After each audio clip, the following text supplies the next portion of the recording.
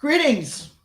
Well, I would like to know how are you doing with questions 1 and 2 that I shared with you on my last segment. Are you asking, is God answering my prayers? And number 2, how often is God doing that? Those are two questions that I actually used that honestly have helped me to become calm and centered. And clearly, that is the goal I want for you. So if you haven't made a commitment to be consistent with those two questions, I encourage you to do that. Now, the last time in the last segment, I shared with you how today I was going to be sharing with you how prayer actually saves you time. Georgia, my granddaughter, who is 9, said this when I told her that I was going to be sharing an episode on my channel. She said, Nana, oh my gosh, you mean you're going to be on YouTube? And I said, yes. And the topic is going to be on prayer. Now, this is what shocked me. Georgia immediately asked, are you, Nana, going to share the prayer that we did together? Now, this is a prayer that we did when Georgia was 5.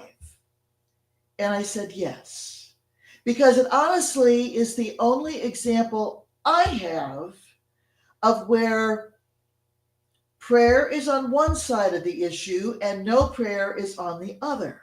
It's the only example I have. But why do I share this shocking revelation?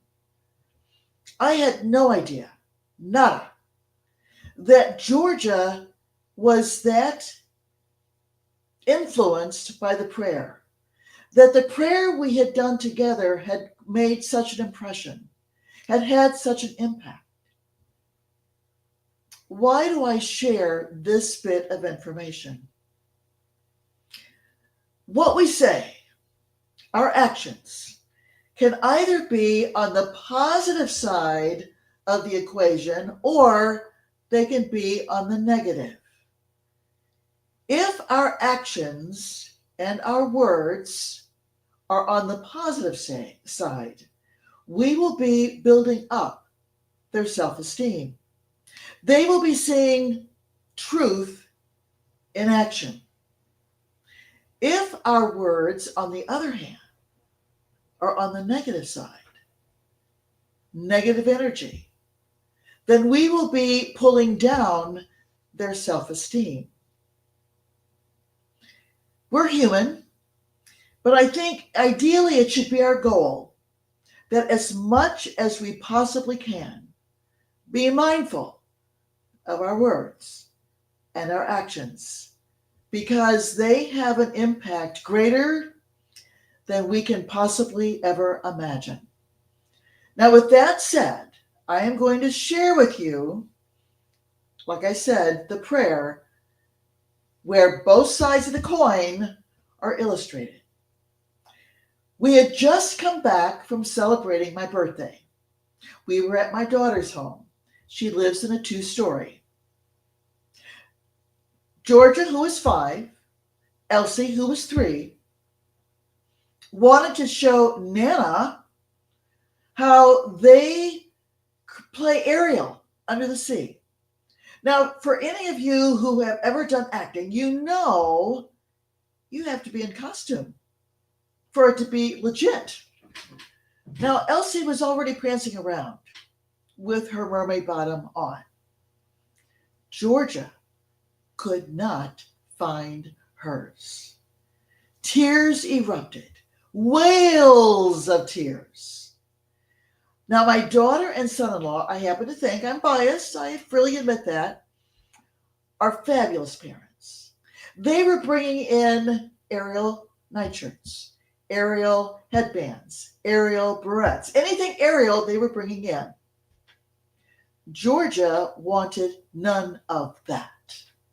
Meanwhile, the tears kept getting bigger and stronger. Well, here I am Nana. I could not allow Georgia to continue to be that upset. So I said, Georgia, let's do this. Let's join hands because that creates more energy. And let's say a prayer. Let's just say a prayer. Now, in the last segment, I indicated that whenever I pray with God and I partner up, I am honestly having a conversation because God, in my humble opinion, is my friend. So we had joined hands. I said, now, God, here's the deal. We know Georgia's mermaid bottom is here in the house. We know that, but we don't know where it is. Now, in the laundry room, on top of the dryer, there is like a Mount Olympus height of clean clothes. You know what that looks like. Well, Dana and Danny looked there. They looked under furniture. They brought in, like I said, mermaid bottoms, nightshirts, barrettes, everything. So, God, it would be really helpful if you could let Georgia know the exact location where she is going to find her mermaid bottom. The show must go on. Thanks, God. And then I said, okay, now, Georgia, this next step, now keep in mind, she is 5 years old. Now, Georgia, God answers prayers via thoughts. Via thoughts.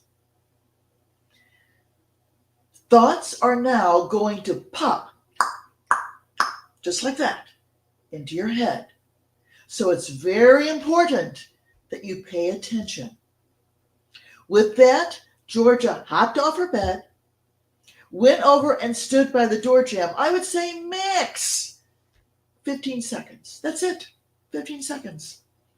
Came back, sat cross-legged on her bed as though she was getting ready to do a meditation. And what she does is she does a deep dive underneath her bed, pulls up what? Her mermaid bottom that had been turned inside out. So it was black, not green. My daughter had actually looked under the bed and missed it because it was black. Now that she found it, the show could go on. God, thanks a bunch. I mean, we really appreciated your help. Now, in fairness to my daughter and son-in-law, I think, quite honestly, they did what most people do.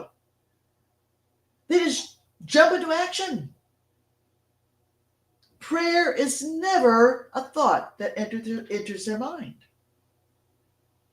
So, guys, this is why I encourage you. I mean, Georgia was frustrated. Did prayer solve the issue? Yes, it did. Did prayer, 15 seconds versus no prayer, solve the issue faster? I think it's pretty safe to say prayer solved the issue faster. Did prayer in this issue eliminate worry faster? I think, in fairness, in what you've seen, yes, it does. You know, I just can't say enough about the importance of prayer. It is a game changer. It is a worry changer. With prayer, worry no longer needs to be your middle name. It no longer needs to be your middle name. Now, the next time we meet, in my next segment, I'm actually going to be sharing with you how prayer can give you comfort. Yes, prayer can give you comfort. Because, you know, we all can experience hiccups in life, like death, for example. Prayer can give you comfort. Now, until we connect again, I want you to know this. You are awesome. You are the best. And no one, and I do mean no one, comes any finer than you. And that's the truth. Until we connect again, stay blessed. You are blessed. God bless.